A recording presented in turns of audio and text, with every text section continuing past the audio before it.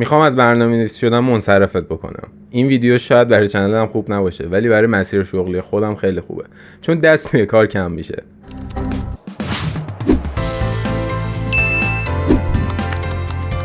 جدا از شوخی، این همه خوبی از برنامه نویسی گفتیم ولی 100% هیچ چیزی خوب مطلق نیستش توی این دنیا. بیا یکم از سختی‌ها و چالش‌هایی که ممکنه تو طول یادگیری برنامه نویسی یا حالا حتی بعد اینکه یاد گرفتی و رفتی مشغول به یه کاری شدی توی این حرفه باشون مواجه بشی یا سر کله بزنی و توی این ویدیو با هم دیگه بررسی بکنیم و راجع بهشون حرف بزنیم. اگه اول راهی و هنوز این ویژگی‌هایی که میگم و نداری، به نظرم همین اولش دور برنامه نویسی و خط بکش. اگه هودی مشکی نداری، اگه قهوه خور نیستی، اگه شب زنده دار نیستی یا ریاضیت در حد انیشتین نیست، به نظرم بهتره که بیخیال شی و دور این حرفه خط بکشی. صبر کن. همه این چیزایی که گفتم احتمالا خیلی جا دیدی که به عنوان ویژگی‌های برنامه‌نویسا یا ویژگی برنامه‌نویسای خوب ازش یاد میکنن. ولی بذار اینو بهت بگم، اصلا اینطوری نیست و به این موضوعات هیچ ربطی نداره. همه رو بریز تو سطل آشغال. ما با هم دیگه 8 تا از مشکلاتی که ممکنه برنامه‌نویسا باهاش تو طول کریرشون سر کله بزنن و با هم دیگه بررسی کنیم که ببینی آیا خوشت میاد از این مسیر رو راه یا نه. اگه حل مسئله رو دوست نداری و منطقی فکر نمی‌کنی، احتمالاً توی این شغل با چالش‌های زیادی روبرو بشی. چون یه برنامه‌نویس برای اینکه بتونه کدش رو بنویسه و اون برنامه‌ای که لازمه رو بنویسه و کامل بکنه، باید فلوی برنامه رو کامل درک بکنه و منطقی فکر بکنه و اونو حالا از زاویه‌های مختلف نگاه بکنه و تبدیلش بکنه به کد. یاد گرفتن تفکر الگوریتمی و اون مدلی فکر کردن میتونه خیلی توی مسیر کمکمون کنه. من قبلا یه پلیلیست کامل راجع به تفکر الگوریتمی و اینکه چجوری میتونیم الگوریتم فلوچارت رو یاد بگیریم درست کردم که این بالا برات میذارم. اگه دوست داشتی نگاه کن، حتما به کارت میاد. چون توی برنامه‌نویسی باید خیلی منطقی فکر کنیم و اون چیزی که ازمون میخوان رو همراه با چالشاش در نظر بگیریم و بعد از اینکه از همه زوایا نگاش کردیم اونو منطقی بیایم تبدیلش بکنیم به کدی که کامپیوتر بتونه بفهمتش. اگه کم حوصله‌ای، فکر نکنم این شغل به دردت بخوره. همه مسائل و چالشایی که ما تو طول روز کاریمون باشون درگیر میشیم مسائلی ممکنه نباشن که خیلی راحت و سریع بتونیم حلشون بکنیم. یه سری از گیر و گورای برنامه یا یه سری از باگا ممکنه روزا، ساعت‌ها یا حتی یه هفته وقتتو بگیره. اصلا قبل اینکه وارد بازار کار بشی و یه شغلی پیدا بکنی، خود این مسیر یادگیری برنامه نویسی تا رسیدن به شغل انقدر ممکنه فرآیند طولانی و حوصله سربری باشه که اگه براش وقت نذاری و حوصله نداشته باشی ممکنه که تو طول مسیر اذیتت بکنه. مورد بعدی اینه که اگه مسیر مشخصی نداری، گفتم درسته، برای اینکه بخوای بری و برنامه نویسی یاد بگیری و برنامه نویس بشی و به شغل برسی باید توی این مسیر حوصله داشته باشی، ولی مسیرت باید اول از همه مشخص باشه که توش بتونی با حوصله باشی. مثلا ممکنه که یکی بخواد برنامه نویس ویندوز بشه، اون یکی بخواد برنامه نویس اندروید بشه، یکی بخواد برنامه نویس وب بشه یا هرچی. هر کدوم اینا مسیرهای جدایی هستند که شما قبل از اینکه بخواید شروع بکنید و حالا با حوصله توش قدم بذارید مجبورید که انتخاب کنید که میخواید تو کدومش پا بذارید.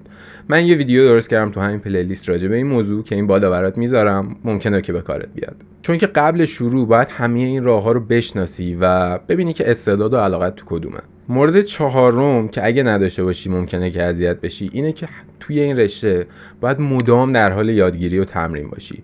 این رشته این مدلی نیست که بگی آقا خب من فلان دوره رو دیدم یا فلان کتابو خوندم دیگه تا آخر عمرم بیمم، مثلا فلان تخصص رو میتونم تا آخر عمرم 0 تا 100 انجام بدم.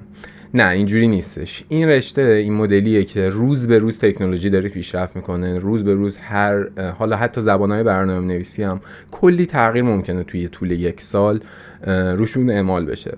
ما به عنوان برنامه‌نویس باید همیشه از این تغییرها و آخرین آپدیت آگاه باشیم، با تکنولوژی‌های جدیدی که میاد روزانه آشنا بشیم و بتونیم اونا رو یاد بگیریم تا عقب نمونیم از بازار کار. پس بعد از اینکه نشستی و فرآیند یادگیری تو با حوصله کامل کردی و حتی شغلت هم پیدا کردی، باید اخبار روزانه حرفت رو دنبال کنی و اون تخصصی که داری و تا یه موقع از چیزایی که جدید میاد عقب نمونی. 100% اینم میدونی که یادگیری بدون تمرین هیچ فایده‌ای نداره. تمرین خیلی مهمتر از حتی استعداده. ما وقتی حتی اون تکنولوژی جدید رو داریم یاد میگیریم، اگه هی تمرین و تکرارشون نکنیم ممکنه درست متوجه نشیم، یا اگر هم متوجه بشیم تو طول زمان یادمون بره. مورد بعدی اینه که زبان انگلیسی بلد باشی. فکر کنم ویدیویی تو این چنل پیدا نکنی که من راجع به اهمیت زبان انگلیسی توی صحبت نکرده باشم. مورد قبلی گفتم که باید اخبار و تکنولوژیایی که میاد و روزانه دنبال بکنی تا از بازار کار جا نمونی.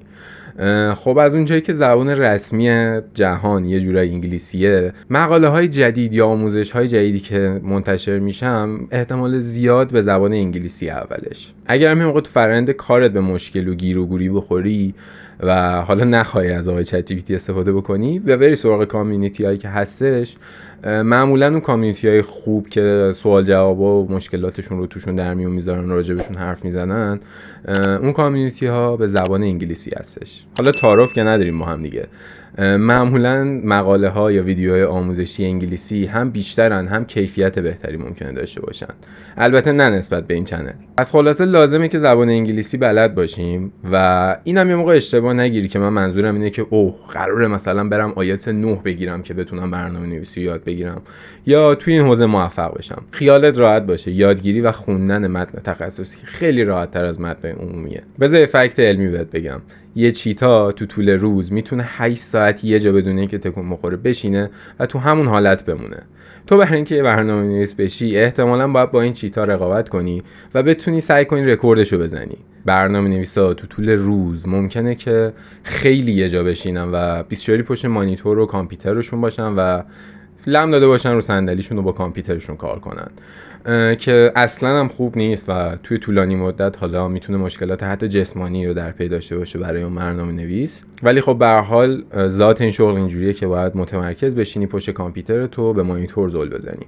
پس اگه همچین آدمی نیستی که فکر کنی که بتونی این کارو بکنی و مدام بخوای در حال جنب و جوش باشی، فکر نمی‌کنم که برنامه‌نویسی مناسبت باشه. یا حتی اگه دوست داری ساعت کاری منظمی داشته باشی. ببین بذار حقیقتی رو بهت بگم.